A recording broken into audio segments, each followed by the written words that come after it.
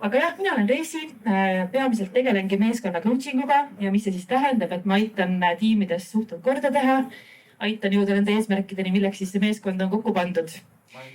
Ja täna mul on 3 sellist eesmärki. Esimene on see, rääkida natuke sellest, et miks meil on raske fookust hoida, fookust leida kõikide nende kiirete asjade seas, mis meie laual on. Siis ma jagan teile ka 2 tööriista. Üks on see, kuidas öelda lugupidevalt ei. Ja teine on delegeerimise tööriist. Ja kõigepealt teeme jälle sellise väikse võimumisharjutuse. Teate küll, et kõik esinejad tahavad, et te käed tõstaksite, eks? Proovime. Tõsta käsi, kui sa tead, mida sa pead tegema täna. Oma tööülesandeid. Osad ei tea, jah? Tõsta käsi, kui sa tead, mida sa pead tegema homme. Väga hea. Aga järgmine nädal? Ilusti planeeritud on teil kalender, eks? Aga järgmine aasta? 5 kätt. Aga 3 aasta pärast? 1, 2, 3 kätt. See on huvitav, eks? Et tegelikult jah, miks meil on raske teha neid tähtsaid asju just täna on see, et meie aju on programmeeritud lahendama ülesanded, mis on kiired, mis on nagu kohe käega katsutavad ja selline tuleviku vaatav on meie aju jaoks nii kauge ja abstraktne, et ta tegelikult seda hea meelega kohe ei lahendaks. Lükkan ikka edasi. Aga miks see siis nii on? Tegelikult ju me ei ole inimestena loodud mõtlema väga pikalt ette. Et meie aju ei ole loodud juhtima korraga 5 ajahorisonti. Tänast, homset, ülehomset, järgmist aastat. Et ta keskendub tegelikult ikka sellele, et teha ära need kõige pakilisemad asjad. See e-mail, mis tuleb sisse, keegi kirjutab Teamsis. Mingi selline asi, mis on hästi käekatsutav. Ja nagu ma mainisin, et tulevik on nii abstraktne, et selleks, et mõelda nende asjade peale, mis tihti on pikas tulevikus, eks need 3 aasta tagused asjad või aasta pärast, et mis asjad me peame tegema. Me lihtsalt ei ole, aju ei ole nüüd üles ehitatud. Ja kui ikkagi tuleb töökaaslane ja palub sul kohe abi või midagi põleb, midagi läks katki, siis see tundub ju päris. Sellega on vaja kohe tegeleda. Versus siis see, mis võib-olla tundub eesmärk aasta pärast. Ja kes on tajunud, et hommikul on otsustamine palju lihtsam? Aga siis, kui juba päev, eriti reede, kell on juba 4, siis on need otsuseid teha palju raskem. Et otsustusväsimus, kuna iga otsus ju tegelikult kasutab mingis mõttes energiat. Ja mida rohkem otsuseid sa päeva jooksul teed, seda väsinum sa oled päeva lõpuks just nende otsustusprotsesside juures. Aga kuidas siis teha paremaid valikuid? Minu lemmik tööriist, millega ma väga tihti ka juhtidega tegelen, on see, et kuidas siis öelda ei. Sest et tihti me tahame mõelda, et mis on nagu prioriteete, mida ma teeksin praegu, aga minu tänane hüpotees või mida ma tahan edasi anda on see, et mida mitte teha. Sest et neid valikuid, mida teha on hästi palju ja vahepeal on lihtsam mõelda, et mida me siis tegelikult ei peaks tegema selleks, et me saaksime teha need õiged asju. Ja tõstke käsi, et kellel on üldse ei ütlemine raske? Kellel on ei ütlemine raske just töö kontekstis? Aga kellel on kodus? Kellel on sõpradega? Ja igale ühel natuke oma koht. Aga jah, et tavaliselt nagu meeskonnas kõige tavalisemad põhjused on see, et miks me ei taha öelda, me ei taha konflikti minna. Me tahame olla abivalmid, koostööaltid. Meil võib-olla ei ole ka enda prioriteedid selged, ehk siis mille vastu ma seda eid siis ütlen, eks, mida ma siis tegelikult tegema pean. Või siis, kui sa pead juhile ei ütlema. Kas juhile on ei ütlemine raske? Äkki on mõni sinu juht siin saalis ka, ei tahate kätt tõsta? Tere! Ja eks meil ikkagi on see soov teisi aidata, toetada ja teistele meeldida. Kuid ei ütlemine on üks olulisemaid, kuid samas ka keerulisemaid suhtlemisoskuseid. et kui ma igapäevaselt tiimidega teen koostööd, et siis see üksteisele ootuste väljendamine ja mingite piiride seadmine on nii raske, eriti töö kontekstis, kuna ma tahan olla ju pädev, ma tahan olla abivalmis ja ma tahan olla vastutulelik, hea meeskonnaliige. Kuid tegelikult ikkagi see, kui sa oskad öelda lugupidavalt ei, toob päris palju selgust sinu prioriteetides, eriti sinu enda jaoks. See näitab ka seda, et sa julged seada oma piire, sinu emotsionaalset küpsust. Ja kui sa ütled kellelegi ei, siis tegelikult, kui sul seda aega tegelikult ei ole, mida sinna panustada, kui talle jah öelda, on ju. Et siis see näitab ka tegelikult austust nii tema kui sinu aja suhtes. Ja kõige rohkem see aitab ikkagi fookust hoida asjadel, mis on päriselt olulised. Ma jagan ühe mudeli ka. Kuidas praegu tundub? On see selline info, millega te nõus olete? Tõesti. Ei. Ja, et millal siis tasub üldse ei öelda, et need, kes tõstsid käe, ma alati nagu palun enda klientidel ka vaadata seda läbi erinevate küsimusprismade. Et kui tuleb kolleeg, palub sinult abi, et siis tasub korraks mõelda, et kas see palve toetab meie eesmärke või minu eesmärke. Kui ma nüüd sellele jah ütlen, siis millele ma tegelikult ei ütlen, sest alati see on kahepoolne, on ju. Ma ütlen kellegile jah, siis millegile ma ütlen enda päevast või enda to-do listist ei.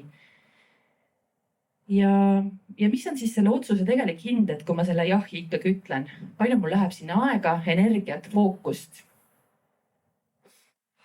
Ning kas ma ütlen ikkagi selle jahi ainult sellepärast, et mul on tõesti aega seda teha või ma tegelikult ei taha seda inimest alt vedada. Ja lugupidavat saab öelda ei päris mitmel viisil. Ma jagan ühte mudelit kõigepealt, siin on koos näidetega. Et kõigepealt, kui keegi tuleb sinult midagi küsima ja sa tegelikult tunned, et ma võiksin sellele ei öelda, et see ei oleks selline, kuidas ma ütlen, et sa ei nagu ei hooli. Et see ei, mida ma jagan, on see, et te hoolite. Et aitäh, et sa minu poole pöördusid ja abi küsisid, kuid praegu mul on mitu kiiret asja laual ja seetõttu ma ei saa seda endale võtta. Ma ütlen ei. Ja hästi oluline tegelikult ei ütlemise juures on see, et sa ei hakka põhjendama, miks sa ei saa seda teha. Sest see on ka ju hästi loomulik. No ma tahaksin küll võtta, aga ma ei tea, kas ma saan ja mul on nagu need asjad ka, et me tahame hästi nagu põhjendada, aga tegelikult on lihtsalt vaja öelda lugupidavalt, hästi selgelt ei ja võib selle põhjenduse siis sinna algusesse lisada. Ja kui sul on võimalus või on see nagu hea valik, et siis võib pakkuda alternatiivi, et kus tema siis abi saab oma murega. Ma toon mõned näited veel. Ja ma ütlen, et kõik siin ilusti välja ja lihtsalt sina nagu tunneta, et kuidas see sinuga haakub ja kas sa oleksid valmis seda samamoodi ütlema. Aitäh, et küsisid, kuid minu vastus on ei. Mõelge ka selle peale, et kui keegi tuleb, et teie lähete mingi palvega kellegi juurde ja siis sina ütled talle niimoodi, et mis see tunne võiks olla selle teisel inimesel. Ma kuulan sind, kuid minu vastus on siiski ei. Ma mõistan, kuid ma ei saa sellega nõustuda. Ma näen, kui oluline see sinu jaoks on, kuid ei. Ja nii edasi. Kuid keerulistemas olukordades on vahepeal hea strateegia küsida juurde ka aega või natuke aega või informatsiooni, et teha siis ei. Et igal juhul ei saa seda alati nii päris enesekindlalt öelda, eks. Aga jaga nüüd kaaslasega, et millistes olukordades on sul raske öelda ei. Mingi konkreetne olukord. Jaga kaaslasega enda kõrvalt. Millistes olukordades on sul raske öelda ei?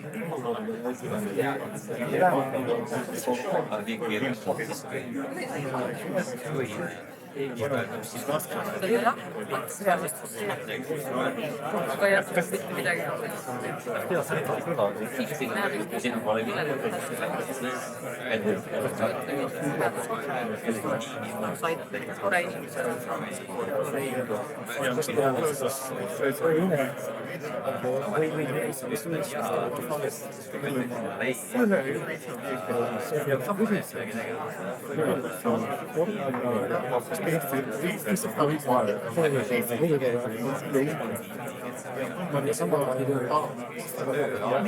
ja kuskil jagada. Selle kuskile teeb minu jaoks.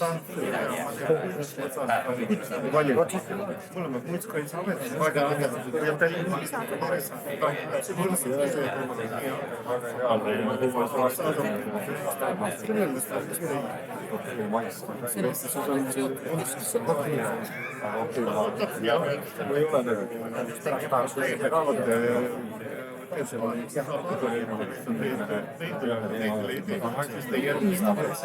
usun, et saite mõlemad ikkagi natuke jagatud. Ja ei ütlemises saab väga heaks ainult ühel viisil, kui seda katsetada.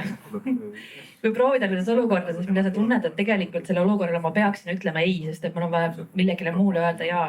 Et lihtsalt harjutada ja teha seda siis tõesti selle lugupideva ei mudeli järgi. Et ei ühele asjale on jaa väga paljudele teistele asjadele. Delegeerimine. Kuidas selle delegeerimise ülesanne tavaliselt kõlab meie peas, on ju? Siis mul on see kavatsus ka, et ma delegeerin selle ülesande ilusti ära ja lõpuks siis, mis see teine pool kuuleb, on hoopis siin pool. Teeb vastupidi. Et sina tuled nagu selle mõttega ja siis tegelikult lõpptulemus on siin. See on väga hea jah, et kui sul on tõesti selline väga hea meeskond, et see võib nii olla.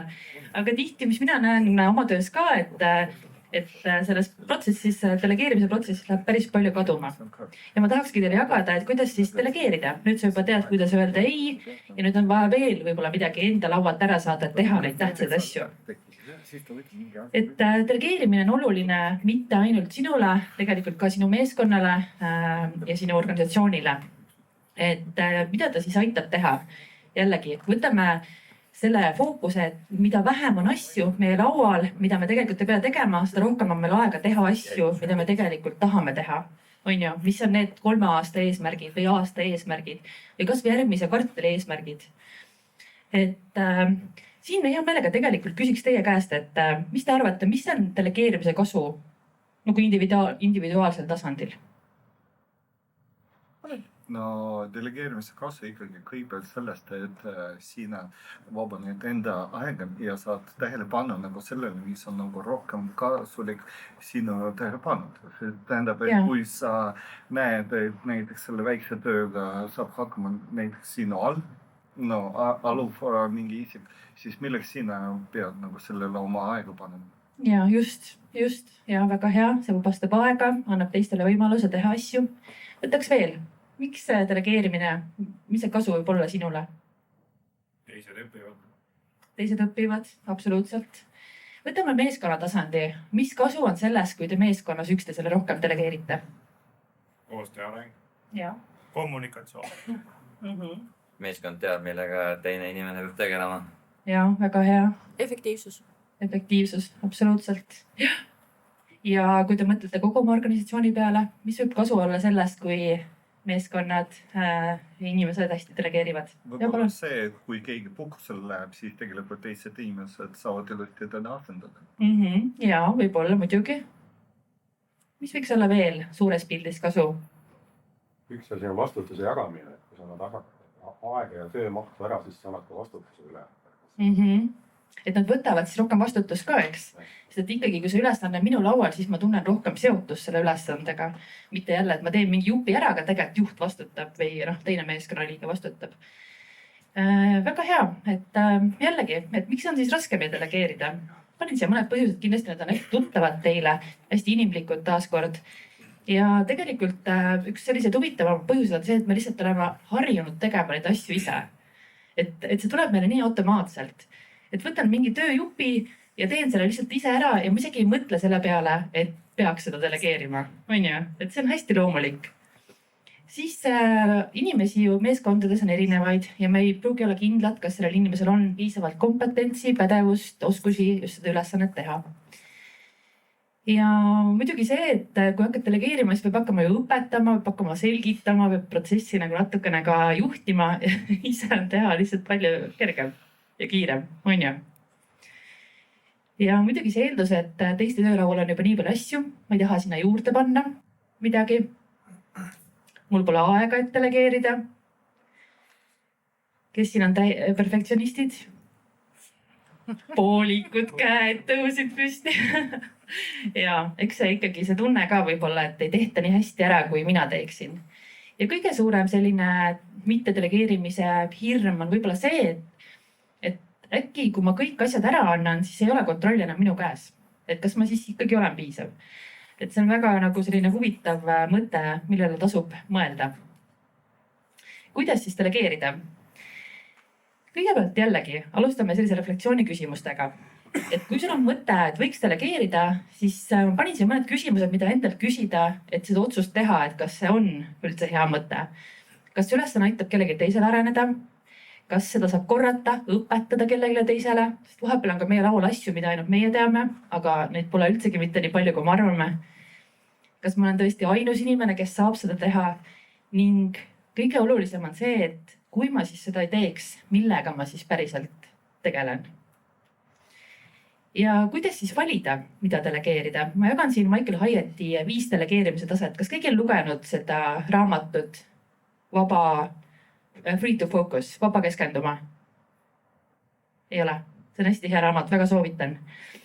Ja esimene tase, tee täpselt nii, nagu ma ütlen ja otsus on minu käes, eks.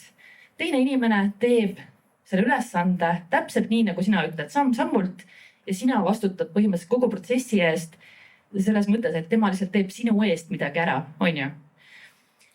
See on väga hea siis, kui see ülesanne on kõrge riskiga, juriidika, ohutus, midagi sellist, mis tõesti nõuab sellist samm-sammulist lähenemist, mingi protseduur. Delegeerimise tase number 1. Ja. Ma lihtsalt vahele ütlen, et see tase 1 tegelikult ei tööta elus, sest kõik inimesed teistpidi loevad isegi seadused. Et kui sa loed, siis sa võid selle 5 korda lugeda ja iga 5 korda saad aru erinevad viided ja isegi kui sa samm-sammult kirjutad korralikult, kõik inimesed saavad mitte ühtemoodi. Ja, tõlgendamisküsimust on alati. Ja, väga nõus.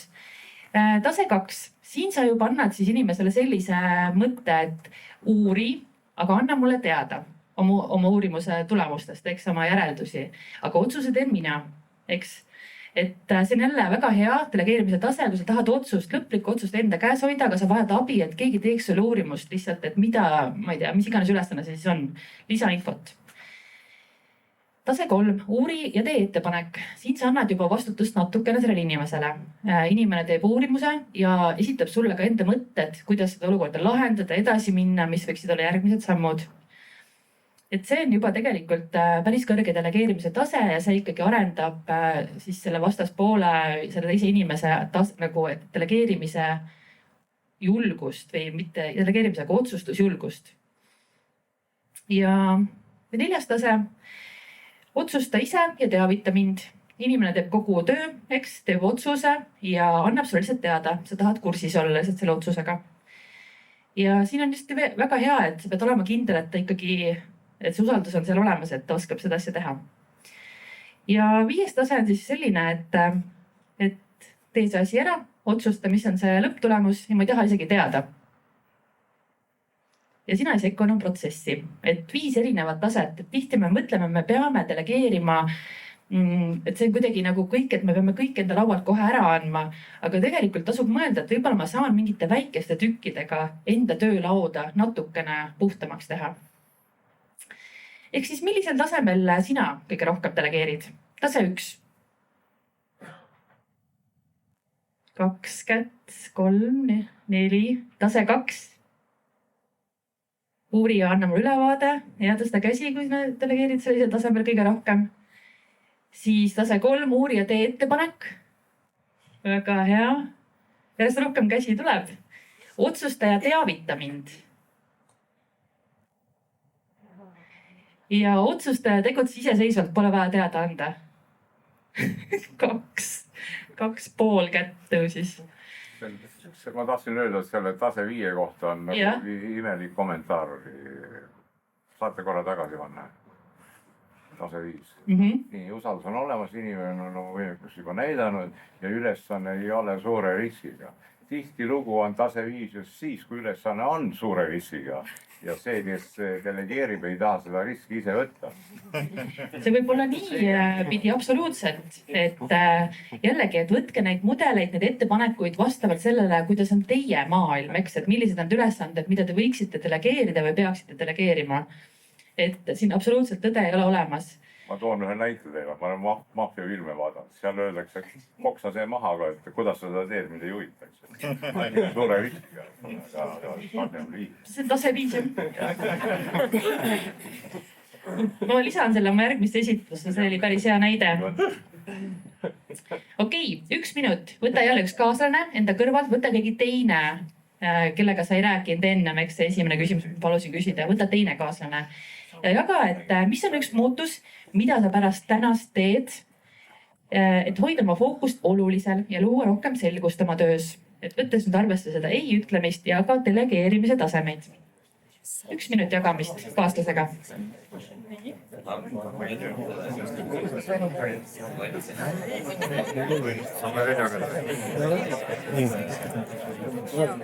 Töö ära teha. Okei, siis oleks muutus. Mulle vaja on delegeerida. Aega saab millest ära, et ka ise tegelikult hästi palju. Võib-olla selle kaasa. Mina vaatasin, ma peaks tunne ja vast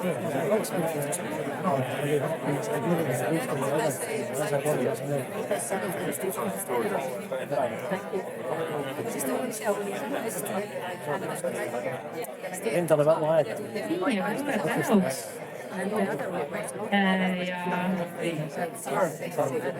Tõesti, et delegeerimisel on väga suur väärtus ja just sellele teisele inimesele, kes siis läbi selle, et sina delegeerid kas või väikese ülesande, kasvab ja saab areneda.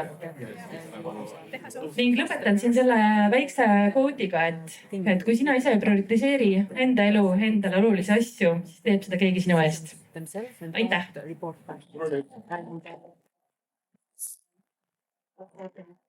Mul oli üks küsimus selle delegeerimise kohta, et kõige lihtsam on siis, kui sa tunned, et sul on kõige parem ise ära teha, jah, sa pidid kiiremini. There is always level 5 delegation, like kill this person, don't kill this person, but don't tell, or take the responsibility, don't tell me how you do it. You can decide. Yeah, take care. It was really good. Ja absoluutselt muidugi ja see veel, et tase 6, et delegeeri lihtsalt kellelegi, kes teeb paremini kui sina.